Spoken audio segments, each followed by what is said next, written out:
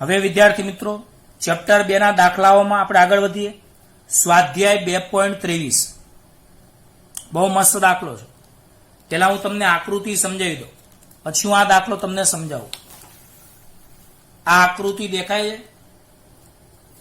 જો આ આકૃતિમાં આ એક હાર છે, દેખાય છે? એક હારમાં કેટલા કેપેસિટર છે? 3. એક હાર દેખાય છે? આ એક હાર છે. કેટલા કેપેસિટર શ્રેણીમાં છે? 3. બધાનું કેપેસિટન્સ 1 માઇક્રોફેરાડે 1 માઇક્રોફેરાડે 1 માઇક્રોફેરાડે. આ એક હાર, આ બીજી હાર, આ ત્રીજી હાર, આ ચોથી, પાંચમી, છઠ્ઠી, આવી 6 હાર છે. આ આપણો જવાબ છે. કારણ કે જવાબ પહેલા સમજાવો છો તો સવાલ થોડી ખબર પડશે. હવે અહીંયા આ 2 છેડા છે. 2 છેડા વચ્ચે વિદ્યુત સ્થિતિમાનનો તફાવત 1 કિલો વોલ્ટ છે. તો હું તમને પેલા રકમ સમજાવું, પછી આપણે દાખલાની વાત કરીએ. બહુ મસ્ત દાખલો છે, ધ્યાન દેજો.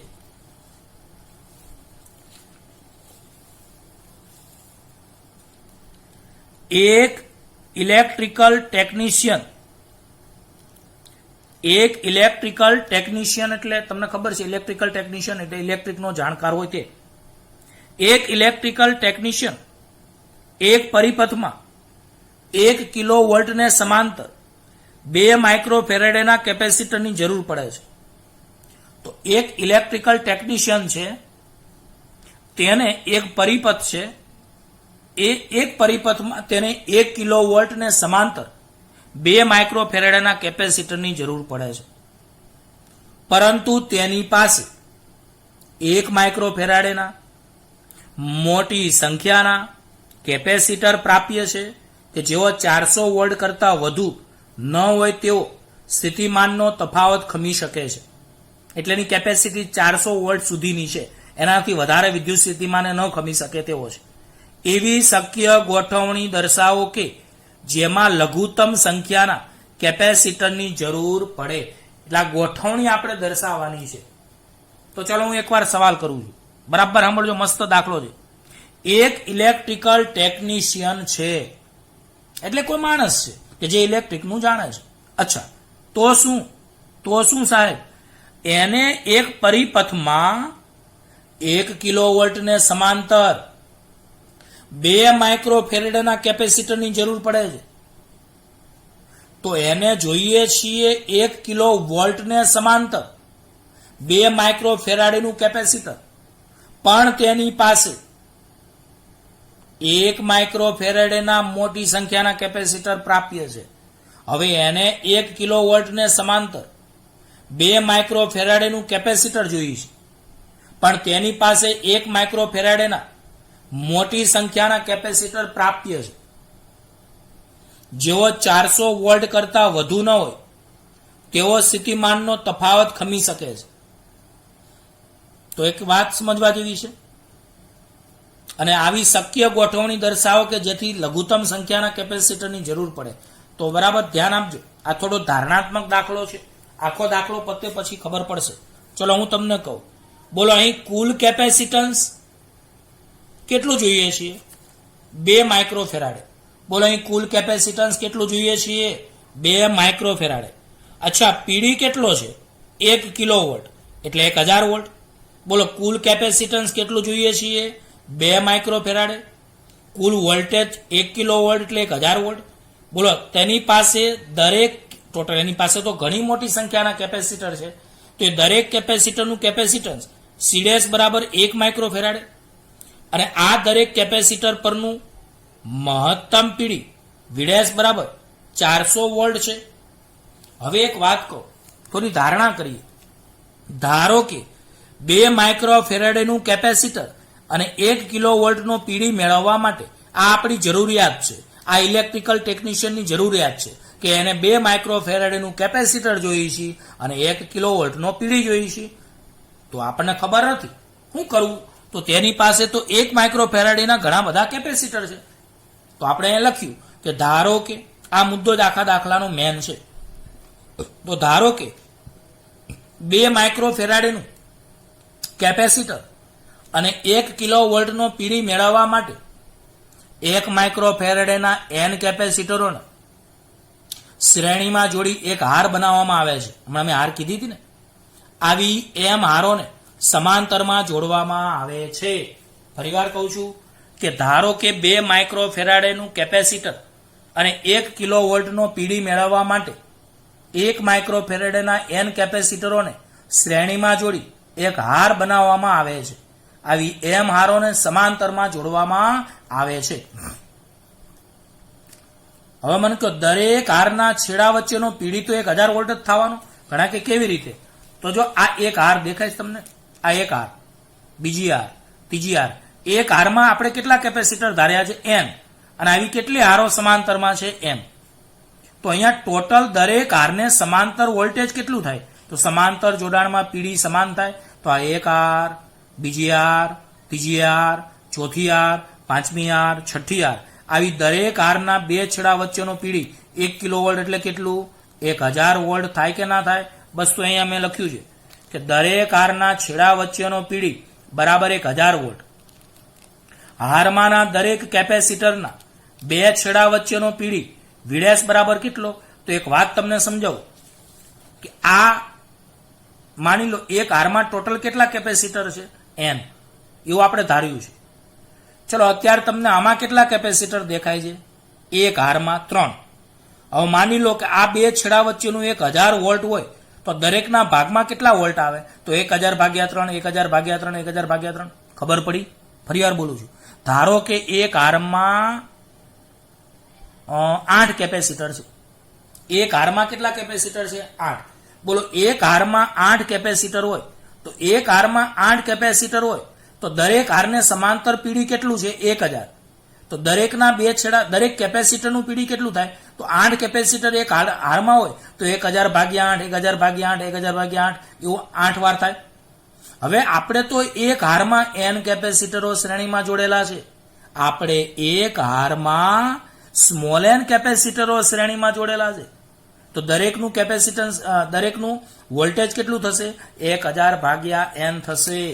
તો એક વાત બહુ સમજવા જેવી છે વિદ્યાર્થી મિત્રો, કે હારમાંના દરેક કેપેસિટરના 2 છેડા વચ્ચેનો પીડી વીડેસ બરાબર 1000 ભાગ્યા n. કારણ કે ટોટલ એક હારમાં n કેપેસિટરો છે. અહીંયા હું કારણમાં લખું છું, કારણ કે એક હારમાં, એક હાર એટલે દરેક હાર, એક હારમાં n કેપેસિટરો શ્રેણીમાં છે. આગળ લખેલું છે ફરી વાર. તો બોલો, એક હારમાં n કેપેસિટર શ્રેણીમાં હોય અને એક હારનું પીડી 1000 વોલ્ટ હોય. એક હારનું પીડી કેટલું છે? 1000 વોલ્ટ. અને એક હારમાં n કેપેસિટરો શ્રેણીમાં હોય તો દરેક કેપેસિટરના 2 છેડા વચ્ચેનો પીડી વીડેસ બરાબર 1000 ભાગ્યા n. પણ અહીંયા આપણને પીડી વીડેસ 400 આપ્યો છે. રકમમાં દરેક કેપેસિટર જે છે 1 માઇક્રોફેરાડેનું, એની લિમિટ 400 આપી છે. એટલે આપણે વીડેસની જગ્યાએ 400 બરાબર 1000 ભાગ્યા n. n ને આમ લઈ જાઓ, 400 નીચે લાવો તો n બરાબર 1000 ભાગ્યા 400. એટલે અહીંયા 2.5 આવશે. 2 કેટલા આવશે? 5. હવે એક વાત કહો, હવે તમે અહીંયા 400 થી વધારે મૂકી શકશો? અહીંયા વોલ્ટેજ 400 થી વધારે આવી શકશે? નહીં આવે. જો અહીંયા 400 થી વધારે, એનો મતલબ આ 400 છેદમાં આવ્યા. જો 400 વધશે નહીં, 400 થી તમે વધારી શકો કે ઘટાડી શકો? તો સાહેબ 400 થી વધે નહીં, કારણ કે 400 તો લિમિટ છે. હવે 400 થી વધારી ન શકાય તો 2.5 થી તમે ઓછા ના લઈ શકો, કારણ કે વ્યસ્ત પ્રમાણ છે. બોલો, વિદ્યુત સ્થિતિમાન 400 વોલ્ટ થી વધે નહીં. જો આ 400 ન વધે તો એનો મતલબ 2.5 થી ઓછા ના ચાલે. જો 2.5 થી ઓછા તમે લો n તમે 2.5 થી ઓછા લ્યો, એનો મતલબ તમે છેદ વધાર્યો હોય. અને જો છેદ તમે ઓછો લીધો 400 થી તો આ 2.5 વધે. એનો મતલબ તમે n એ 2.5 થી વધારે પૂર્ણાંક સંખ્યા લઈ શકો છો. તો અહીંયા મેં લખ્યું છે, યાદ રાખજો કે n એ પૂર્ણાંક સંખ્યા છે જે 2.5 થી ઓછી નહીં. કેમ? જો 2.5 થી ઓછા તમે લો તો વિદ્યુત સ્થિતિમાન V 400 વોલ્ટ થી, વિદ્યુત સ્થિતિમાન V' 400 વોલ્ટ થી વધુ લેવું પડે, જે શક્ય નથી. તો 2.5 થી ઓછું તમારે અહીંયા પૂર્ણાંક ન લેવાય જો 2.5 થી ઓછો પૂર્ણાંક લેશો તો વોલ્ટેજ 400 વોલ્ટથી વધુ લેવું પડે, જે શક્ય નથી. એનો મતલબ 2.5 થી વધુ લેવા પડે. તો બોલો પૂર્ણાંક n બરાબર 3 લીધો. એનો મતલબ કે દરેક હારમાં 1 માઇક્રોફેરાડેના 3 કેપેસિટરો શ્રેણીમાં હોય તો દરેક હારનું સમતુલ્ય કેપેસિટન્સ સી. તો અહીં આપણે લખીએ કે દરેક હારમાં 1 માઇક્રોફેરાડેના 3 કેપેસિટરો શ્રેણીમાં હોવાથી દરેક હારનું સમતુલ્ય કેપેસિટન્સ જો સી હોય તો તમે લખી શકો, અહીંયા સી હાર લખીએ. તમને ખબર છે શ્રેણી જોડાણના સમતુલ્ય કેપેસિટન્સ શોધવાનું સૂત્ર 1/c બરાબર 1/c1 plus 1/c2 plus 1/c3. તો 1/c હાર બરાબર 1/c1 એ 1 માઇક્રોફેરાડે, 1/c2 1 માઇક્રોફેરાડે, 1/c3 એ પણ 1 માઇક્રોફેરાડે. કારણ કે 1 માઇક્રોફેરાડેના 3 કેપેસિટર શ્રેણીમાં છે. આકૃતિમાં આપ્યું છે દરેક હારના એક કેપેસિટર 1 માઇક્રોફેરાડેના 3 કેપેસિટર શ્રેણીમાં આવ્યા. કારણ કે સાબિત કર્યું આપણે. તો 1/1 પ્લસ 1/1 પ્લસ 1/1 3 થશે. તો 1/c હાર બરાબર 3 ઉલટાવી દો તો સી હાર બરાબર 1/3 આવશે. ખ્યાલ આવી ગયો? ચલો હવે આવી એમ આરો સમાંતરમાં છે. તો એક હાર છે, આ એક હાર, બીજી હાર, ત્રીજી, ચોથી, પાંચમી અને છઠ્ઠી. આવી આપણે એમ આરો સમાંતરમાં પેલા ધારી છે. ખબર નથી આ કેટલી, આ તો જવાબ છે. આના માટે આપણે પેલા ધારણા કરી છે. આખો દાખલો પતે પછી વ્યવસ્થિત ખબર પડશે. તો બોલો આવી એમ આરો સમાંતરમાં છે તો એમ આરો નું સમતુલ્ય કેપેસિટન્સ કેટલું? ઘણા કે કેટલું થાય તમે કહો. એમ આરો સમાંતરમાં હોય તો સમાંતરમાં સરવાળો થાય, હા કે ના? તો મને કહો એક હારનું કેપેસિટન્સ 1/3, બીજીનું 1/3, ત્રીજીનું 1/3, ચોથાનું 1/3. આવું એમ વાર હોય તો m/3 થાય કે ના થાય? આ કોમન સેન્સ છે. અને મને કહો એમ આરો સમાંતરમાં છે તો મને કહો આખાનું ટોટલ કેપેસિટન્સ તમને 2 માઇક્રોફેરાડે એ રકમમાં આપેલું હતું, યાદ હોય તો યાદ રાખો. ટોટલ કેપેસિટન્સ તમારે 2 માઇક્રોફેરાડેનું જોતું હતું. તો યાદ રાખો એક હારનું 1/3, બીજી હારનું 1/3, ત્રીજી હારનું 1/3. આવી એમ આરો હોય સમાંતરમાં તો ટોટલ કેટલું થાય? તો 1/3 1/3 1/3 એમ વાર થાય. એટલે m/3 મેં ડાયરેક્ટ લખ્યું છે, એના બરાબર 2 માઇક્રોફેરાડે. હવે 3 આમ જાય તો m બરાબર 6 તમારે અહીંયા આવશે. એનો મતલબ હવે તમને ગણતરી કરાવું. એક હારમાં કેટલા કેપેસિટર થયા? 3. આવી કેટલી હાર આવી? 6. તો 6 તેરી 18 કેપેસિટરની કુલ જરૂર પડે. ક્યારે 18 કેપેસિટરની જરૂર પડે? તો તમારે 1 કિલો વોલ્ટ એટલે 1000 વોલ્ટનો પીડી અને આ બધાયનું સમતુલ્ય કેપેસિટન્સ કેટલું આવશે? તો સમગ્ર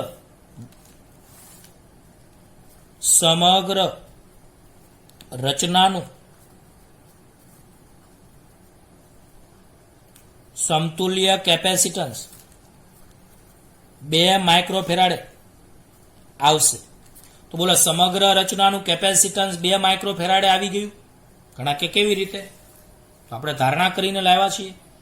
તો 2 માઇક્રોફેરાડે સમગ્ર રચનાનું કેપેસિટન્સ છે અને વોલ્ટેજ 1 કિલો વોલ્ટ છે. આ બંનેનો ઉપયોગ કરીને આ 2 માઇક્રોફેરાડેનો અહીંયા ઉપર ઉપયોગ કર્યો અને 1 કિલો વોલ્ટનો આપણે આગળ ઉપયોગ કર્યો. આ બંનેની જરૂરિયાતોનો ઉપયોગ કરી અને કેપેસિટરની શક્ય ગોઠવણી આપણે વિચારી છે. તો આપણે શક્ય ગોઠવણી કે જેનું કેપેસિટન્સ 2 માઇક્રોફેરાડે હોય, જેનું કેપેસિટન્સ 2 માઇક્રોફેરાડે હોય અને વોલ્ટેજ 1000 વોલ્ટ હોય તેવા કેપેસિટરના જોડાણની શક્ય રચના આકૃતિમાં આ રીતે બને. એટલે કે 3 કેપેસિટરોની એક હાર બને એવી 6 હારોને સમાંતરમાં જોડવી જોઈએ તો આપેલી વ્યક્તિની જરૂરિયાત સંતોષાશે. આ દાખલો હું ફરીવાર સમજાવવા પ્રયત્ન કરું છું. હવે જો શાંતિથી ફરીવાર વિચારજો. એક ઇલેક્ટ્રિકલ ટેકનિશિયન છે,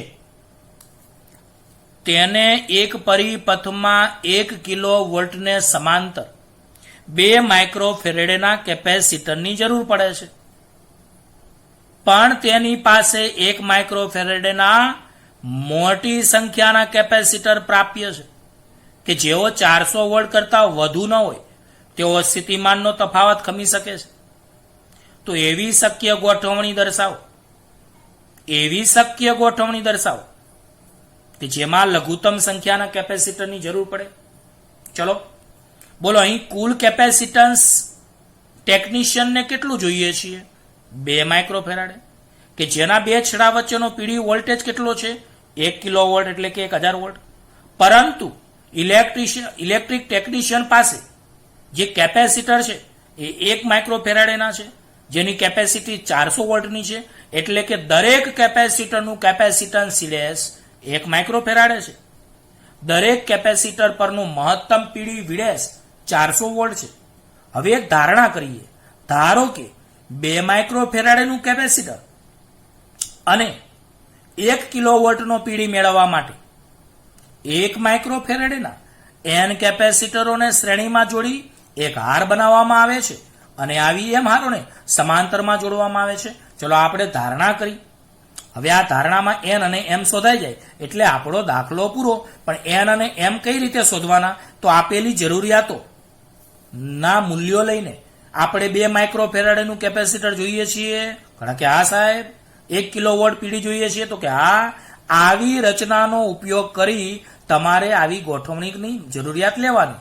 તો ધારો કે 2 માઇક્રોફેરાડેનું કેપેસિટર અને 1 કિલોવોલ્ટનો પીડી મેળવવા માટે 1 માઇક્રોફેરાડેના n કેપેસિટરોને શ્રેણીમાં જોડી એક હાર બનાવવામાં આવે છે. આવી m હારોને સમાંતરમાં જોડવામાં આવે છે. ચલો બોલો, દરેક હારના છેડા વચ્ચેનો પીડી કેટલો છે? 1000 વોલ્ટ. ઘણા કે કેવી રીતે? તો મેં તમને હમણાં જ કહ્યું કે આ એક હાર, આ બીજી હાર, આ ત્રીજી હાર, ચોથી, આ હારોને સમાંતર પીડી કેટલું છે? 1 કિલોવોલ્ટ એટલે 1000 વોલ્ટ. તો એ લખ્યું કે દરેક હારના છેડા વચ્ચેનો પીડી 1000 વોલ્ટ.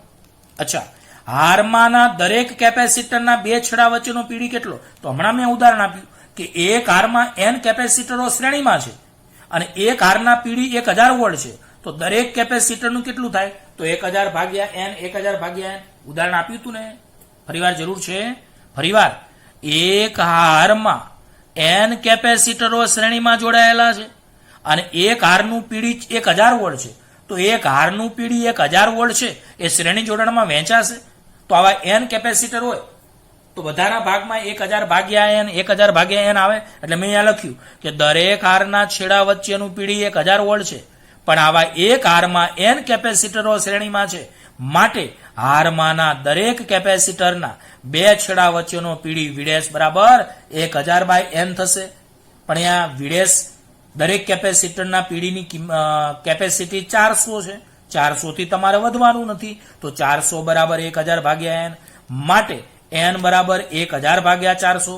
તો 2.5 આવ્યા. એનો મતલબ તમે 400 થી વધુ નહીં શકો. તો 2.5 થી ઓછા નહીં ચાલે. જો 400 થી વધશો તો 2.5 થી ઓછા ચાલશે, પણ 400 થી વધવાનું નથી. તો 2.5 થી ઓછું નહીં ચાલે. એનો મતલબ તમારે 2.5 થી વધવું પડશે. તો એ લખ્યું છે કે n એ પૂર્ણાંક સંખ્યા છે. અહીં વોલ્ટેજ 400 વોલ્ટ થી વધુ ન લેવું પડે, વધુ લેવું પડે. જો તમારે 2.5 થી ઓછા લેવા હોય તો 400 વોલ્ટ થી વધુ લેવા પડે, જે શક્ય નથી. એટલે 2.5 થી વધુ લેવા પડે. એટલે n બરાબર 2.5 થી વધુનો પૂર્ણાંક 3. હવે તમે કહી શકો એનો મતલબ n3 શું આવ્યું? તો દરેક હારમાં 1 માઇક્રોફેરેડેના 3 કેપેસિટરો શ્રેણીમાં હોય. આવા દરેક હારનું સમતુલ્ય કેપેસિટન્સ C હાર આપણે ધારીએ તો 1/CR બરાબર 1/1 પ્લસ 1/1 પ્લસ 1/1 બરાબર 3. તો C હાર બરાબર 1/3. આમ એક હારનું કેપેસિટન્સ 1/3 આવ્યું. એક હારનું કેપેસિટન્સ સમતુલ્ય 1/3, બીજીનું 1/3, ત્રીજીનું 1/3. આવી m હારો સમાંતરમાં છે. તો અહીંયા લખી શકાય કે અહીં દરેક હારનું સમતુલ્ય કેપેસિટન્સ 1/3 છે. આવી m હારો સમાંતરમાં છે. તો મને કહો એક હારનું કેપેસિટન્સ 1/3, આવી m હારો સમાંતર, તો 1/3, 1/3, 1/3 એમ વખત થાય. હા કે ના? તો 1/3 વત્તા 1/3 વત્તા 1/3 m વખત હોય તો m/3 થાય. તો એનો મતલબ આવી m હારો સમાંતરમાં હોય તો માટે m હારોનું સમતુલ્ય capacitance 1/3 plus 1/3 plus 1/3 plus up to m વખત, કારણ કે સમાંતરમાં સરવાળો થાય તો m/3 આવે. અને અહીંયા તમને કુલ કેપેસિટન્સ કેટલું આપેલું છે? 2 માઇક્રોફેરાડે. 3 આમ જાય તો m બરાબર 6. એનો મતલબ કે તમે આગળના n બરાબર 3 કેવી રીતે આવ્યા? n બરાબર 3 કેવી રીતે આવ્યા? તો તમે શું ઉપયોગ કર્યો? 1000 વોલ્ટ એટલે 1 કિલોવોલ્ટનો ઉપયોગ કર્યો. તો 1000 વોલ્ટનો ઉપયોગ કરીને n3 આવ્યા અને 2 માઇક્રોફેરાડેનો ઉપયોગ કરીને m6 આવ્યા. એનો મતલબ આપણી જરૂરિયાત હતી કે જેનું વોલ્ટેજ 1000 વોલ્ટ હોય, જેનું કેપેસિટન્સ 2 હોય, તેવું શક્ય જોડાણ કયું? તો તમે કહી શકો કે દરેક હારમાં 3 કેપેસિટર હોય તેવી એક હાર, અને આવી 1 2 3 4 5 6 આવી 6 હાર સમાંતરમાં હોય તો આપેલી જરૂરિયાત સંતોષાય. તો અહીંયા લખ્યું છે કે જરૂરી કેપેસિટરની કુલ સંખ્યા 6 ગુણ્યા 3 એટલે 18. આમ કહી શકાય કે 3 કેપેસિટરોની એક હાર બને આવી 6 હારને સમાંતરમાં જોડવી જોઈએ તો આપેલ ગોઠવણી શક્ય બને. તો આપેલ જરૂરિયાત પૂરી થાય. તો વિદ્યાર્થી મિત્રો, આ ચેપ્ટરના વધારાના સ્વાધ્યાયના દાખલા બહુ રસપ્રદ દાખલા છે, દાખલા મોટા છે. આપણે શાંતિથી શક્ય હોય તો એક લેક્ચરમાં એક જ દાખલો કાં તો વધુમાં વધુ 2 દાખલા જ આપણે ચલાવવા પ્રયત્ન કરીશું. દાખલાની સ્થિતિ પર આધારિત છે. દાખલા સહેલા હશે તો એ પ્રમાણે જશે. ઓકે, ચલો આ દાખલો તો બહુ સહેલો છે. સ્વાધ્યાય 2.18 હાઇડ્રોજન પરમાણુમાં ઇલેક્ટ્રોન અને પ્રોટોન 0.53 એંગસ્ટ્રોમ અંતરે એકબીજા સાથે બંધિત અવસ્થામાં છે. તો ચલો આ હાઇડ્રોજનનો વાત કરીએ તો આમાં એક ઇલેક્ટ્રોન છે, એક પ્રોટોન છે. બંને વચ્ચેનું અંતર 0.53 એંગસ્ટ્રોમ છે એટલે 0.53 ગુણ્યા 10-10 મીટર. ઇલેક્ટ્રોનનો વિદ્યુતભાર તમે જાણો છો, Q1 બરાબર -E એટલે -1.6 ગુણ્યા 10-19. પ્રોટોનનો વિદ્યુતભાર તમે જાણો છો, Q2 બરાબર +1.6 ગુણ્યા 10-19 કુલમ. પેલો જવાબ શું માંગ્યો છે? ઇલેક્ટ્રોન અને પ્રોટોન વચ્ચેના અનંત અંતર માટે સ્થિતિ ઉર્જા શૂન્ય લઈને આ તંત્રની સ્થિતિ ઉર્જાનો ઇલેક્ટ્રોન વોલ્ટમાં અંદાજ મેળવો. તો તમારે ઇલેક્ટ્રોન અને પ્રોટોન વચ્ચેના અનંત અંતર માટે સ્થિતિ ઉર્જા શૂન્ય લઈ લેવાની અનંત અંતરે, અને આ સ્થિતિ ઉર્જાનો તમારે જવાબ ઇલેક્ટ્રોન વોલ્ટમાં શોધવાની છે. એનો મતલબ પેલા જવાબમાં સ્થિતિ ઉર્જા શોધવાની છે. ચલો એ આપણે શોધીએ. બોલો, સ્થિતિ ઉર્જાનું સૂત્ર તમે ભણી ગયા કે 2 વિદ્યુત ભારો હોય Q1 અને Q2, તેમની વચ્ચેનું અંતર R હોય તો સ્થિતિ ઉર્જા શોધવાનું સૂત્ર U બરાબર કાં તો 1/4πε0 Q1 Q2 upon R, કાં તો U બરાબર K Q1 Q2 upon R. K Coulomb અચળાંકની કિંમત 9 ગુણ્યા 10-9, Q1 -1.6 ગુણ્યા 10-19, Q2 1.6 ગુણ્યા 10-19, R અંતર 0.53 ગુણ્યા 10-10.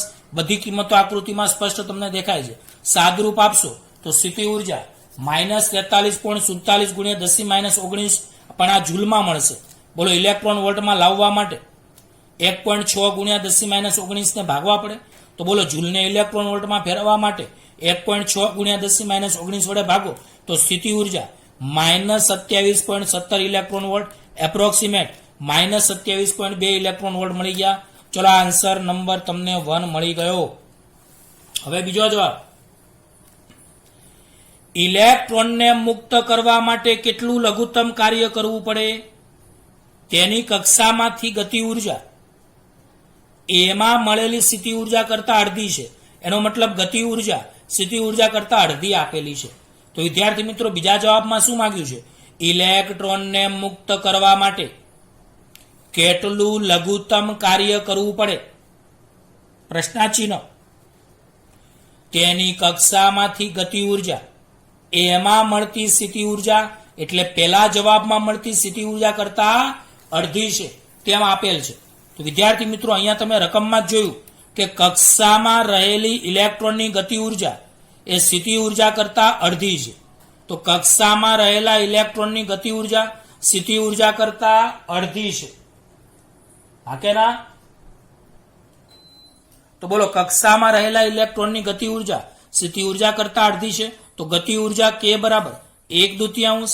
અહીંયા સ્થિતિ ઉર્જાનું મૂલ્ય અહીંયા પ્લસ લેવાનું, ગતિ ઉર્જા ધન હોય હંમેશા, એટલા માટે યાદ રાખજો ગતિ ઉર્જા હંમેશા ધન હોય. તો સ્થિતિ ઉર્જાનું પ્લસ મૂલ્ય 27.2 ભાગ્યા 3 એટલે 13.6 ઇલેક્ટ્રોન વોલ્ટ. તો વિદ્યાર્થી મિત્રો આપણને દાખલામાં કહ્યું હતું કે કક્ષામાં રહેલી ઇલેક્ટ્રોનની ગતિ ઉર્જા કે પહેલા જવાબમાં મળતી સ્થિતિ ઉર્જા કરતા અડધી છે, તો ગતિ ઉર્જા બરાબર 1/2, સ્થિતિ ઉર્જા 27.2, તો 13.6 ઇલેક્ટ્રોન વોલ્ટ તમને ગતિ ઉર્જા મળી.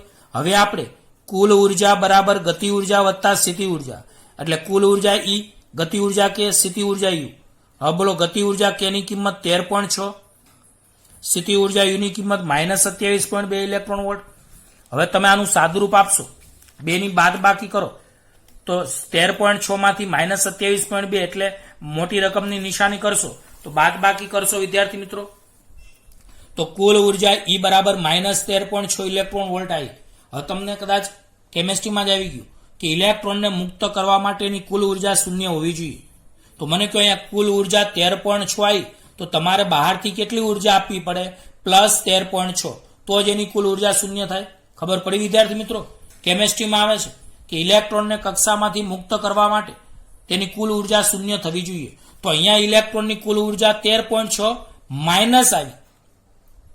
હવે આની કુલ ઉર્જા શૂન્ય તમારે કરવી હોય તો તમારે બહારથી 13.6 ઇલેક્ટ્રોન ઉર્જા પ્લસ આપવી પડે. તો સીધો જવાબ છે, સીધું લખો સીધું લખાય, આપણે અલગ રીતે લખ્યું છે કે મુક્ત ઇલેક્ટ્રોનની કુલ ઉર્જા શૂન્ય હોય છે, તેથી ઇલેક્ટ્રોનને મુક્ત થવા માટે જરૂરી લઘુત્તમ ઉર્જા, અહીંયા લઘુત્તમ કાર્ય માંગ્યું છે, હું તો કહું છું કાર્ય એટલે જ ઉર્જા, તો લઘુત્તમ કાર્ય W બરાબર Ki માઇનસ K, તો પ્રારંભમાં ઉર્જા શૂન્ય માઇનસ અંતમાં -13.6 એટલે માઇનસ +13.6 ઇલેક્ટ્રોન વોલ્ટ. પણ હું તો કહું છું આ તમે ન લખો અને અથવા કરીને તમે ડાયરેક્ટ લખો. આ તમારે ન લખવું હોય તો અહીંયા અથવા કરીને તમે ડાયરેક્ટ લખો કે ઇલેક્ટ્રોનને મુક્ત